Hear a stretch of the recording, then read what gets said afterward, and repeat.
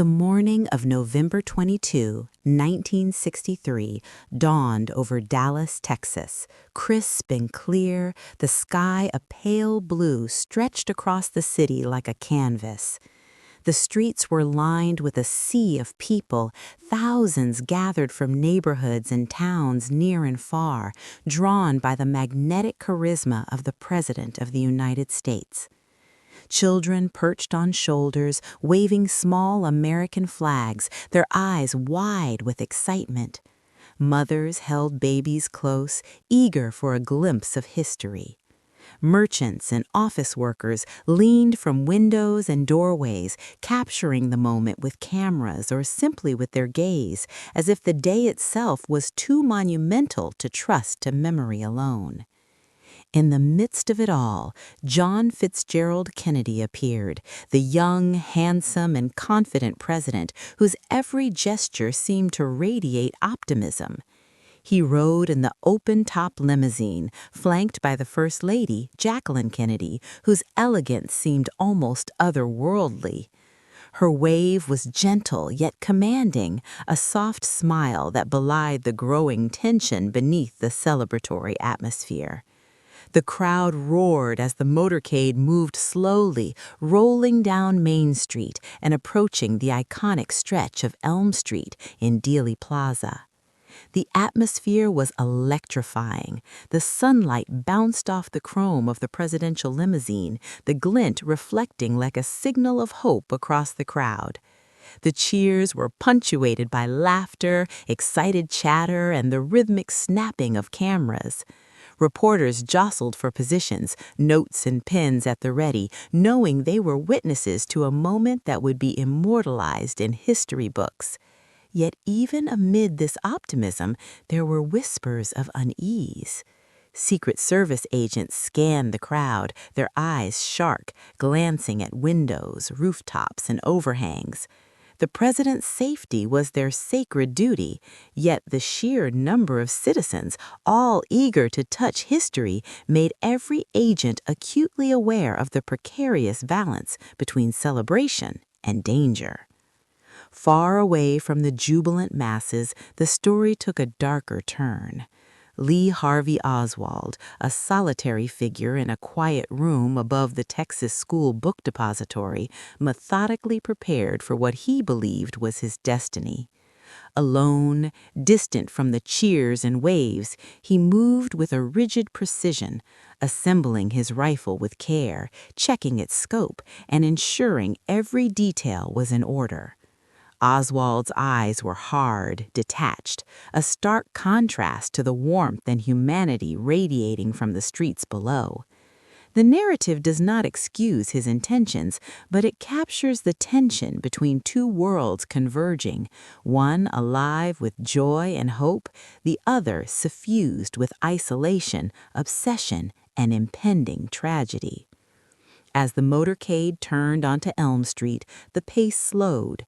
Children waved frantically, some clutched their parents' hands, unsure whether the event was dream or reality. The limousine passed the famed grassy knoll, and the sound of laughter and applause was nearly deafening. Reporters scribbled furiously, capturing quotes, reactions, and impressions, each knowing that words alone could never fully encompass the gravity of witnessing a president in such intimate proximity. The Secret Service maintained a veneer of calm, but their every movement spoke of readiness, their eyes constantly darting to every potential threat. Within the crowd, ordinary Americans experienced a quiet reverence. An elderly man clutched a tattered photograph of Kennedy, his knuckles white with emotion, whispering a silent prayer for the young leader. School children, their faces painted with American flags, shouted greetings with the unrestrained fervor of innocence. And yet beneath the cheer and celebration, there lingered a subtle tension, a sense that history was not only being observed, but was teetering on the precipice of something unforeseeable. Oswald, in contrast, moved with an almost mechanical determination. Each tick of the clock drew him closer to a moment that would shatter the lives of millions. He peered through the narrow window of the book depository, the distant sound of the crowd below, a surreal contrast to the methodical calculations racing through his mind. His breathing was controlled, his mind focused solely on execution. The narrative heightens suspense here. The reader senses an invisible thread connecting the jubilant crowd to the shadowed figure above, an impending collision of hope and despair. The story returns to the president, capturing his humanity in these fleeting moments. Kennedy leaned slightly toward the crowd, smiling, nodding, acknowledging individuals by name when possible. He waved to a young girl clutching a hand-lettered sign, whispering a gentle hello. The First Lady mirrored his composure, her eyes scanning the crowd for recognition, comfort, and security. In these minutes, the narrative immerses the reader in the palpable warmth of human connection, a stark contrast to the sinister force closing in from above.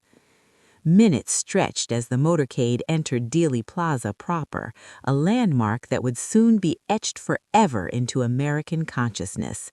The square, framed by the Texas School Book Depository, the grassy knoll, and the surrounding streets, became a stage for history. People held their breath in anticipation, unaware that the crescendo of excitement would transform in an instant into chaos and horror. The narrative builds tension deliberately, describing the cheers, the waving hands, and the joyous shouts, all shadowed by the unseen threat of Oswald's presence. Secret Service agents tightened their formation around the limousine, each movement precise, trained, instinctive. Their eyes scanned every angle, yet nothing could fully prepare them or anyone for what was about to happen. Meanwhile, journalists, photographers, and onlookers captured images and words in real time, unknowingly documenting the final moments of innocence for a nation. The air was thick with anticipation, almost electric, as if the city itself sensed the gravity of the day. Finally, Part 1 closes with a moment of dramatic juxtaposition. The president smiles and waves, bathed in sunlight and cheers, while Oswald, calm and methodical, peers through the scope of his rifle from the narrow confines of the sixth-floor window. Two worlds, one filled with hope, the other with menace, are poised on the brink of collision. The reader feels the suspense, knowing the coming events will forever alter the course of history, while remaining fully immersed in the vivid reality of the morning, a day of promise, pride, and the unseen approach of tragedy. The motorcade rolled slowly into Dealey Plaza, the heart of Dallas humming with anticipation. The sun glinted off the chrome of the limousine, and the crowd's excitement swelled like a tide about to crest. Children waved flags with unrestrained enthusiasm. Cameras clicked in the staccato rhythm, capturing fleeting glimpses of a president who embodied hope for a nation. The air seemed alive with expectation, a shared energy of celebration and admiration. Inside the open-top limousine, John F. Kennedy's smile was effortless, radiating warmth and confidence. He leaned slightly to greet a waving child, his eyes twinkling in the morning light. Jacqueline Kennedy, ever composed, mirrored his gestures, her delicate hand lifting in a wave, her eyes scanning the faces of the cheering crowd. The president's presence seemed larger than life, a figure of reassurance in a turbulent world, a symbol of optimism in the midst of Cold War anxieties and social unrest. Above the plaza, in the quiet, shadowed confines of the sixth floor of the Texas School Book Depository, Lee Harvey Oswald waited. His hands gripped the rifle with precision, the scope aligned with the street below. The chatter of the crowd was distant, almost unreal, as though it belonged to another world. Oswald's breathing was steady, his mind focused solely on execution. The seconds stretched, taut and deliberate, each tick of the clock marking the approach of destiny. The narrative shifts between the jubilant street scene and the ominous tension above, heightening suspense. A young boy waves a homemade sign reading, "Welcome, Mr. President," his laughter piercing the morning air. A woman clutches her infant, tears of joy mingling with the pride of witnessing history. Reporters snap photographs, scribble notes, and murmur excitedly about the significance of the day. Yet all of this normalcy is undercut by the slow, deliberate movements of Oswald, a shadowed figure orchestrating an act that will fracture the nation. Then, in the blink of an eye, the first shot shattered the morning. The sound cracked sharply, startling birds into flight. Screams erupted as people froze, unable to comprehend the sudden rupture of joy. The limousine jerked violently, the president's head tilting in disbelief and pain. Chaos cascaded through the crowd. Mothers shielded their children, men shouted and ran, and Secret Service agents leapt into action, diving toward the car in protective formation. Cameras captured the moment in a blur of motion, the bright sunlight now a cruel contrast to the unfolding horror. Jacqueline Kennedy's scream was both human and haunting, cutting through the chaos. She reached for her husband instinctively, her face etched with terror and disbelief. Secret Service agents swarmed around the limousine, shouting commands, scanning rooftops, windows, and the surrounding streets for the source of the attack. The atmosphere shifted in an instant, from celebratory to chaotic, from safe to mortal peril. Witnesses on the plaza were caught in a surreal storm of emotion. A young man fell to his knees, gripping his head in shock. An elderly woman whispered prayers aloud, shaking uncontrollably. A photographer, frozen in the split second between instinct and action, captured an image that would haunt history. Each individual reacted differently, yet all were bound by the shared terror of the moment. The narrative immerses the reader fully in the emotional chaos of the scene, making the tragedy immediate and visceral.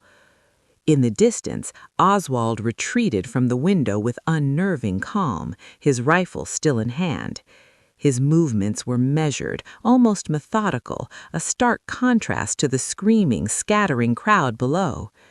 The story emphasizes the duality of the moment, jubilation and horror existing simultaneously, innocence shattered in an instant, and the methodical hand of fate acting unseen above the plaza. Paramedics and bystanders rushed to Kennedy, lifting him from the limousine with trembling hands. Blood stained his suit, a stark, irreversible mark of the tragedy that had just occurred. The narrative captures the human reactions with empathy. Nurses weeping, agents shouting for order, citizens frozen in disbelief. The once celebratory plaza had become a theater of terror, its vibrant energy replaced by confusion, grief, and panic. Amid the chaos, reporters scrambled to deliver the first fragmented accounts. Radio announcers' voices trembled as they relayed the shocking news to a nation unaware of the gravity of the event. Televisions broadcast live images of the limousine speeding to Parkland Memorial Hospital, crowds following in a mix of horror and disbelief. The story captures the nationwide ripple effect. Homes, offices, and classrooms across the country paused in collective shock as people tried to comprehend that the unthinkable had just occurred. Inside the hospital, the narrative slows to intimate, agonizing detail. Doctors and nurses fought to save the president's life, their hands steady but their hearts pounding. Jacqueline Kennedy clung to him, her face pale, her lips whispering desperate words of love and reassurance. The hospital was filled with urgency, machines beeping, footsteps echoing in hallways, and the muted cries of grief-stricken aides and staff. Every second stretched, every heartbeat counted as the world held its breath outside. Back in Dealey Prava, the crowd was in disarray. People called out to friends and strangers alike, searching for reassurance. Witnesses recounted fragmented versions of the tragedy, and journalists tried to maintain professional composure while absorbing the horror firsthand. The plaza, once alive with celebration, had become a landscape of fear, disbelief, and the surreal realization that history had been violently altered in a single instant. The narrative then briefly shifts to the internal perspective of Oswald, heightening the suspense.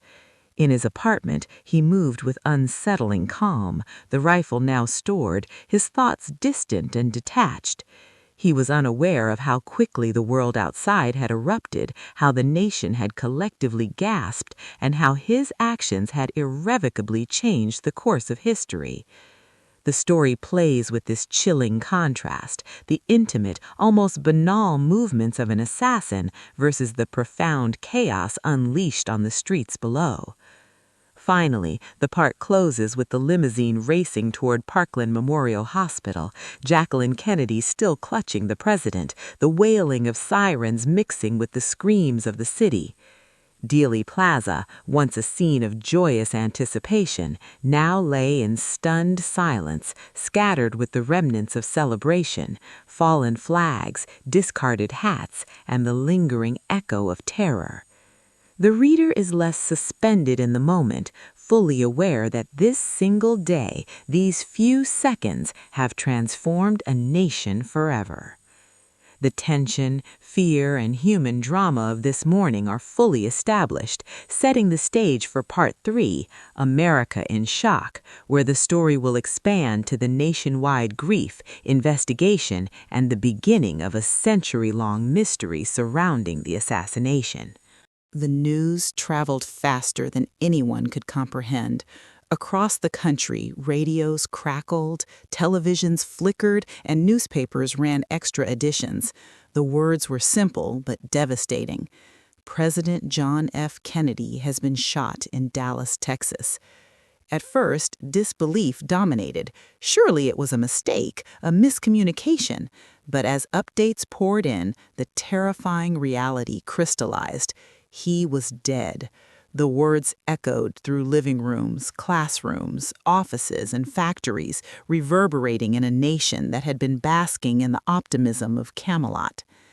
In New York City, in a bustling newsroom, reporters froze mid-sentence, pens poised above notepads. The anchor on television broke down on live air, unable to maintain composure. Families huddled around radios, listening as fragmented reports described chaos in Dealey Plaza. Teachers turned off school lessons, their students staring at them in wide-eyed disbelief.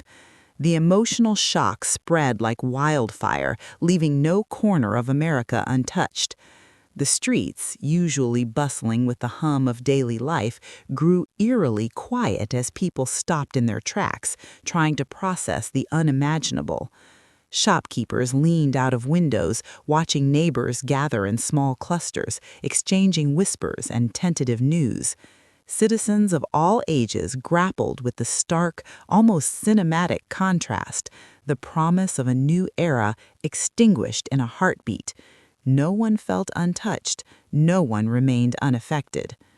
Meanwhile, law enforcement and government agencies moved with frantic urgency. Lee Harvey Oswald had been identified as a suspect, though at first there was little clarity. Police officers fanned out across the city, cordoning streets, interviewing witnesses, and piecing together fragments of a tragedy too fresh to fully understand. The narrative portrays this frantic scramble, capturing both the procedural rigor and the human panic.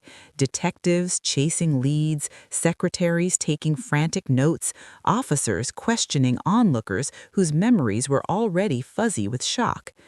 Across America, ordinary citizens became unwilling participants in the drama.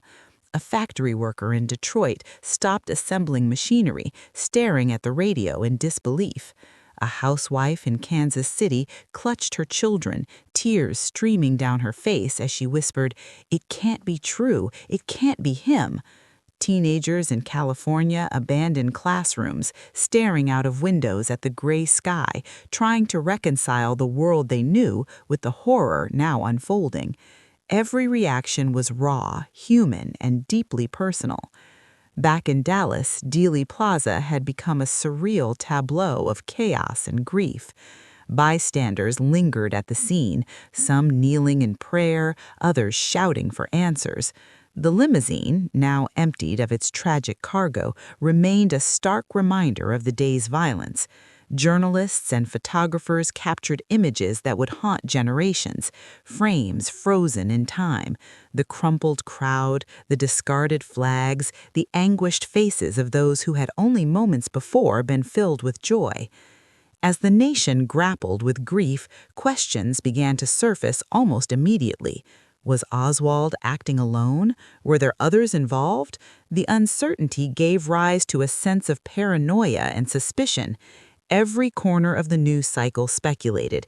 Every conversation became a whispered theory. Even as the authorities worked tirelessly to collect evidence, the public imagination raced ahead, seeking answers in a world suddenly defined by tragedy and intrigue. In Washington, D.C., the White House was engulfed in sorrow and urgency. Vice President Lyndon B. Johnson was hurriedly briefed, his face taut with responsibility. Staffers scrambled to maintain order, to manage information, to prevent panic. The contrast between the calm, calculated leadership inside the government and the raw, chaotic emotion on the streets of America was stark. Leaders struggled to provide guidance in a moment that seemed to defy explanation or comfort. Television became the nation's collective witness. Families huddled together as anchors recounted events in halting, breathless tones. Witness interviews, grainy images of Dealey Plaza, and continuous updates of Oswald's arrest filled the airwaves. In homes across the country, people experienced a kind of shared grief, a communal shock that transcended political or social differences. The story captures this shared human experience, emphasizing that tragedy had woven itself into the very fabric of American life. Meanwhile, Oswald's capture and the subsequent murder by Jack Ruby intensified the sense of confusion and mystery. The narrative explores public fascination and fear, portraying citizens grappling with the surreal nature of events. No one could fully comprehend how quickly one man could be apprehended and then silenced, leaving the country with unanswered questions and an emerging sense of paranoia. Conspiracy theories began to circulate almost instantly, fueled by uncertainty, disbelief, and the human need for explanation in the face of chaos. As the nation grappled with grief, the institutions struggled to respond. Congress convened in emergency sessions, military officials assessed potential threats, civil defense plans were reviewed, not for war, but for the psychological fallout of a leader's assassination. Every government department, from the State Department to local law enforcement, was suddenly caught in a web of crisis management. Meanwhile, the American people attempted to resume normal life, though normalcy now seemed impossible, fragile, and forever altered. The narrative also emphasizes the private, intimate grief of those closest to Kennedy. Jacqueline Kennedy, still reeling from the horror of that day, attempted to maintain composure for the nation, even as she confronted her personal devastation. Staff members, aides, and friends grappled with the reality that their leader, and in many cases their friend, was gone. The human cost of national tragedy is portrayed with depth, showing that history is lived not only in headlines, but in hearts. As night fell across the country, a shared sense of disbelief lingered. Television stations ran continuous loops of footage: the waving crowd, the president's final moments in Dealey Plaza, Oswald's arrest. Americans, exhausted and grief-stricken, watched in silence. People whispered prayers, stared at photographs, and reached for one another, seeking solace in connection. Across the nation, the emotional weight of the day pressed heavily on every citizen, creating a collective memory that would define an era.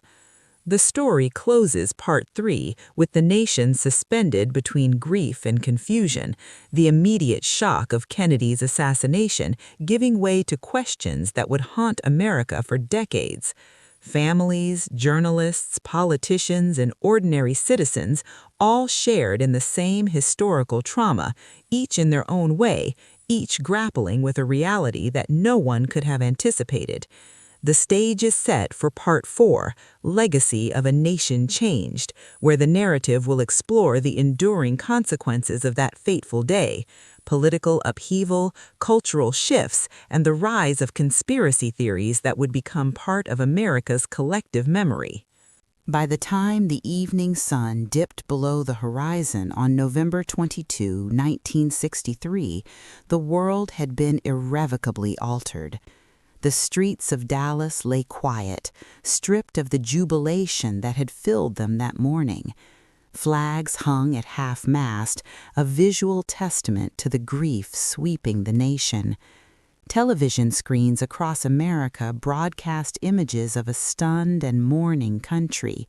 But even as the immediate chaos subsided, the emotional and political fallout had only just begun. Inside Air Force One, Vice President Lyndon B. Johnson sat solemnly, his face lined with the weight of sudden responsibility. Moments earlier, he had been sworn in as the 36th President of the United States, taking the oath aboard the aircraft that carried Kennedy's body.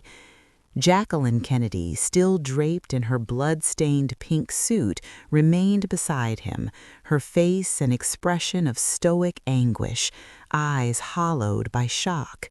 The moment was heavy with symbolism. Life had gone on, but the world felt suspended, caught between grief and the unanswerable questions of a tragedy that defied comprehension. Back on the streets of Dallas, Oswald's capture and the dramatic events following it had only intensified the nation's bewilderment. His arrest initially offered a semblance of closure, but the subsequent murder of Oswald at the hands of nightclub owner Jack Ruby injected the story with a new layer of mystery and horror. Ordinary citizens who had once celebrated Kennedy's charm and promise now found themselves caught in a web of uncertainty and fear. How could one man be apprehended and then silenced so quickly? What forces were at work behind the veil of history? These questions haunted the collective consciousness, sparking debates, suspicion, and speculation that would endure for generations. Across the country, Americans struggled to reconcile their personal grief with the enormity of national loss. Families gathered in living rooms, holding children tightly, whispering fragments of reassurance that felt hollow against the enormity of the day.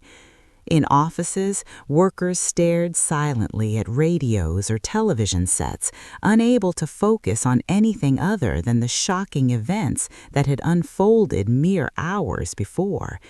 Schools dismissed students early, the chatter replaced by somber silence. Even ordinary routines, commuting, shopping, conversing, felt absurd, as if life itself had paused to honor the fallen leader.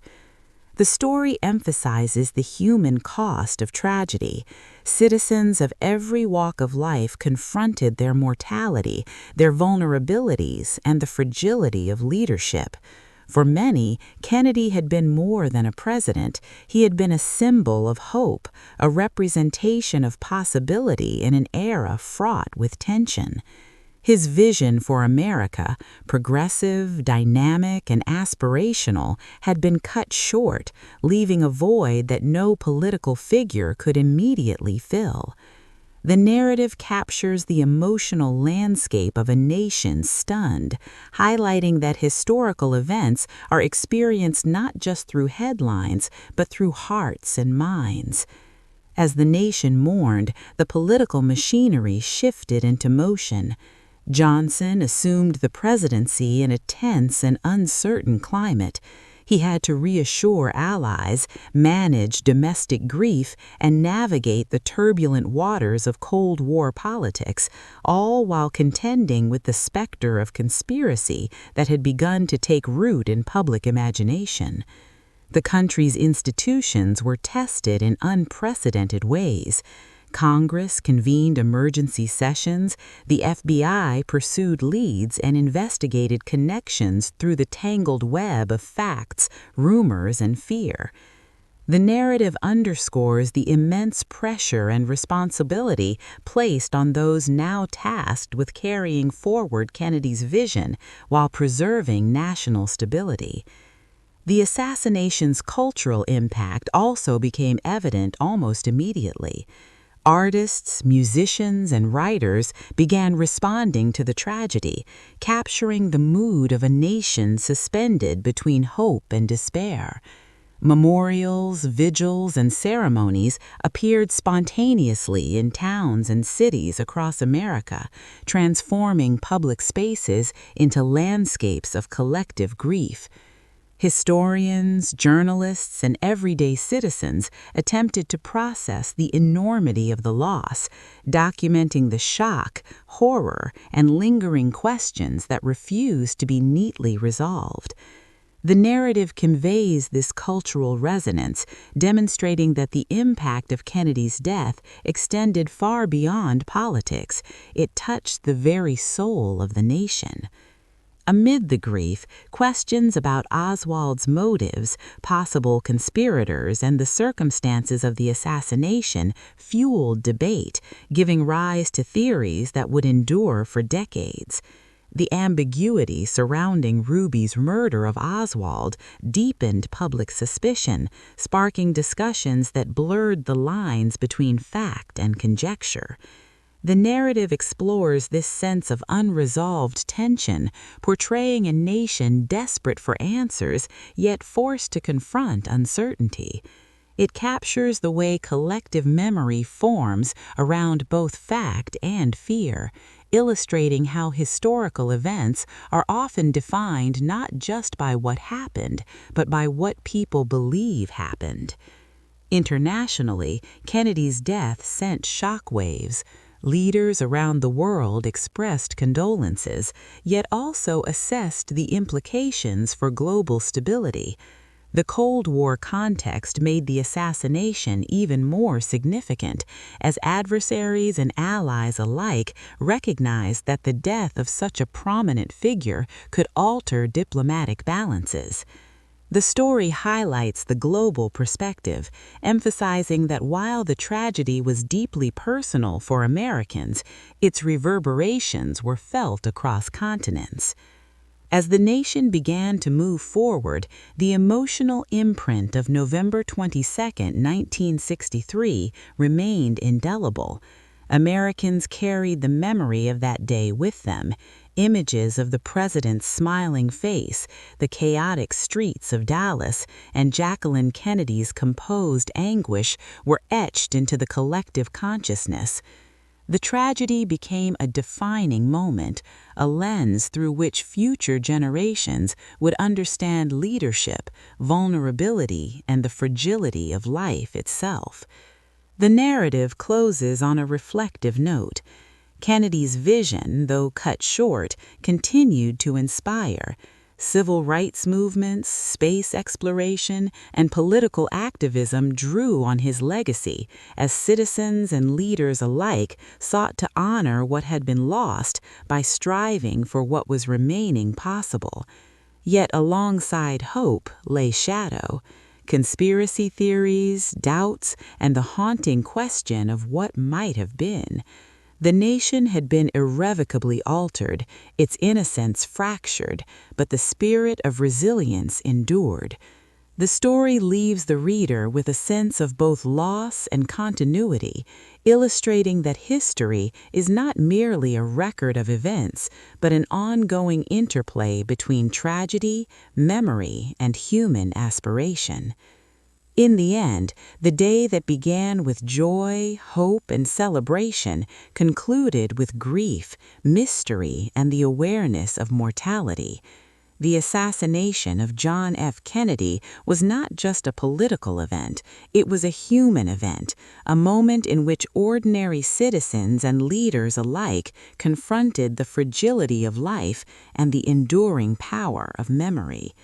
The story closes by emphasizing that history, for all its facts and figures, is ultimately shaped by the people who live through it, who mourn, who question, and who strive to carry forward the legacy of those lost too soon.